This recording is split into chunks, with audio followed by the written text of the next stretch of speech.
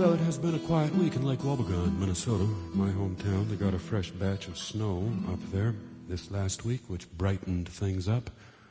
And then the skating rink got a fresh batch of phonograph records from Myrtle Krebsbach, who evidently has a very large Xavier Cugat collection and could afford to give them a dozen.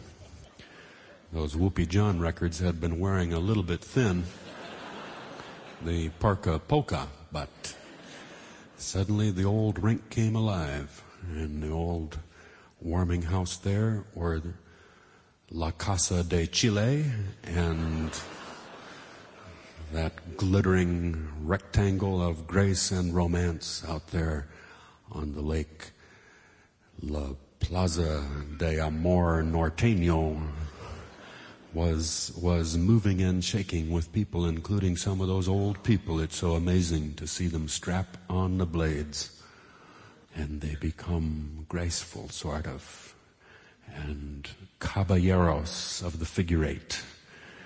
And as you see them twirling around, old guys in the dusk, you start to get some idea why the women might have married them in the first place. Pastor Ingquist was not cutting any figures this week. He was down with a virus, down with the flu all week and feeling poorly.